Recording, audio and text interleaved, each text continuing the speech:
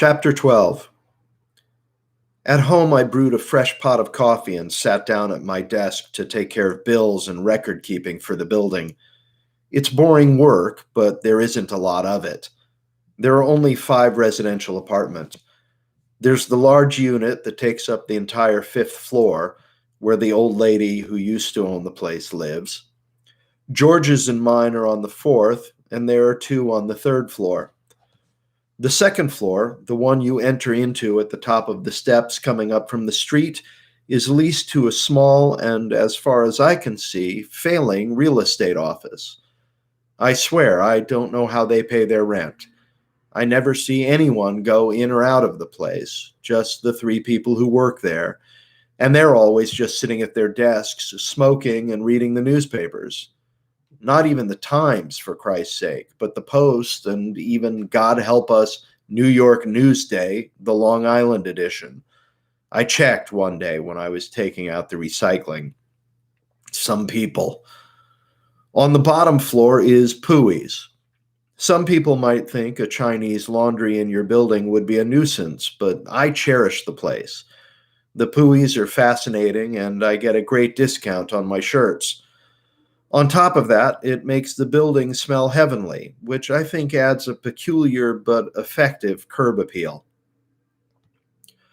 While I worked, I mulled over the idea of calling Martin Penworth. Alex's parents had been left with the impression that their son had committed suicide, which was unfair, in spite of the fact that they'd had little or nothing to do with him in the years before he died. Despite my own past experience, I was sure that there were 2 sides to that story and wounds on both of them. I could think of no reason to let those wounds fester, as they were sure to if the Penworths remained ignorant of the details surrounding Alex's death. I know that sounds pretty altruistic, but that's what I told myself my motivations were. In reality, my reasons were more self-serving. I wanted to confront Jenkins and Cleary with the inconsistencies between the official explanation and the facts. I wanted to, but I couldn't. I had no official standing that I could use to force or even cajole them into giving me any information. Cynthia was only Alex's roommate, not his next of kin. If the cops charged her, it would be different. She'd be entitled to discovery. But they hadn't charged her. And now we knew the whole autoerotic asphyxiation scenario was just a cock and bull story. A poor choice of words, yet again, cooked up to keep us from asking questions. But why? I was reasonably sure, however, that even though it was bullshit that detectives wouldn't fling at the grieving parents. Maybe a call to Penworth would prompt him to make inquiries of his own. Maybe the cops would be more forthcoming with information, and maybe the Penworths would share it with Cynthia. That's a lot of maybes, but I couldn't think of what else to do. I was also reasonably sure that a call from Penworth Sr. would really piss Jenkins off. That was definitely a worthy goal. So I picked up the portable phone and dialed Martin Penworth's number. It rang several times.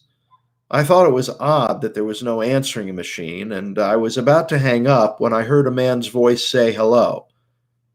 Mr. Penworth? Yes. This is Zachary Brandis, Cynthia Hull's friend. We met earlier this week at your late son's apartment. Yes.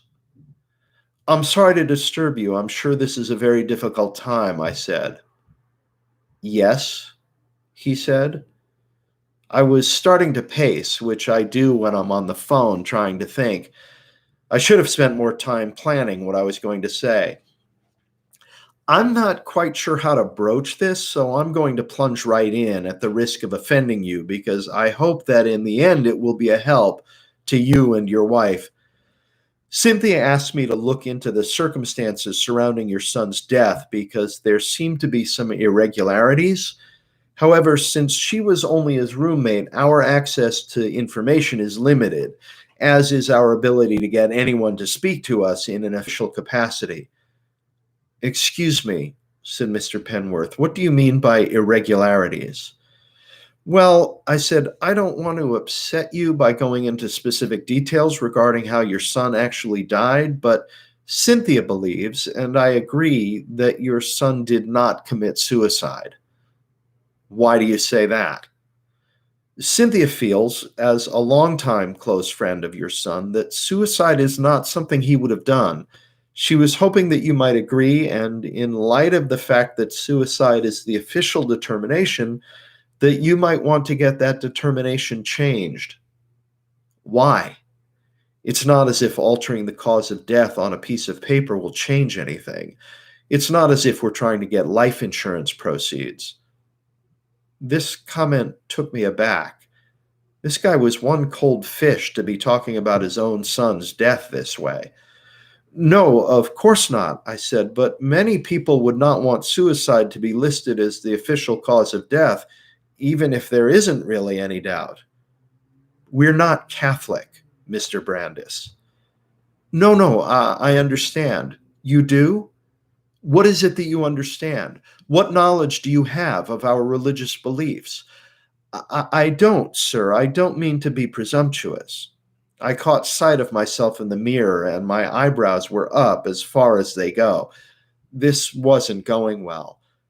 I'm only trying to say, I continued, that in addition to how upsetting some people might find it that a child's death was labeled a suicide, it might be even more upsetting if that child's death was mislabeled a suicide. As I said, there are some indications in the autopsy report that make it look. Again, he cut me off. How did you come across a copy of the autopsy report? Cynthia needed a copy to give to her landlord so that she could get the lease transferred to her name, I lied. I see, he said.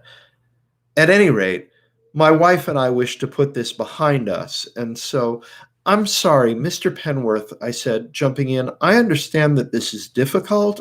I understand how hard it must be to come to grips with the suicide of a child, but if there is a chance that I'm sure it would be difficult in most instances, Mr. Brandis, but it is not difficult in this one, because what you don't understand, Mr. Brandis, is that my son had initiated his suicide a long time ago.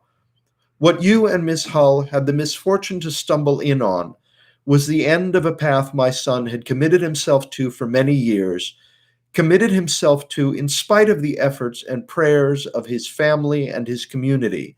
That is the reality, and I can see no reason to expend my energies by trying to cover up that reality by altering a notation on a piece of paper that no one will ever see, much less care about. Thank you for your concern, but you and Ms. Hull need trouble yourselves over this no longer. Good day. He hung up. I stared at the receiver in my hand. Wow, I thought. I was fuming, and I needed to talk to someone. I dialed Leo and relayed the conversation to him.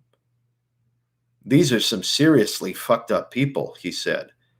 Yeah, I said, he is one cold fucker. I mean, I can almost understand him not caring what his son's death is called on the official records, not caring that it's called a suicide if it's a suicide. But he wasn't even curious about the autopsy. He wasn't curious about what I meant by inconsistencies. He was only curious about how I got a copy of it. So what are you going to do now? I don't know, I said. I don't know if there's anything to do. Cynthia's coming down Sunday night, and I'm going to see her for dinner. Monday's her day off, and she's getting together with a bunch of people to plan a memorial for Alex, and she doesn't have to be back in Springfield till Tuesday afternoon. I'll fill her in on everything at dinner, but I think that's as far as I'm willing to take this. What are you going to tell her? She's going to be upset. Yeah, but she'll have to get over it. She's really just looking for closure. The only stake she has in this is emotional. That can be a pretty high stake. Hey, what do you want me to do? I've had one date with the girl, and now I'm supposed to turn into a private detective? Anyway, my friend at the DA's office pointed out that if we've noticed the inconsistencies, then the cops are already several steps ahead of us. There's just no reason for them to keep us in the loop. And my one other shot at getting information just failed miserably, so that's it. I don't even know why I'm looking into this. I'm done. I mean, Cynthia's upset about it, and I got pissed off at the cops for being such buttheads about everything, but it's not like there's anything at stake. Except the truth, he said. Well, there is that. And maybe some lovin'. There's that too. So that's the end of chapter 12. If you haven't already, subscribe to this channel and go to MatthewArkin.com and sign up for my newsletter. You'll get articles that I write on writing tips and acting craft and technique.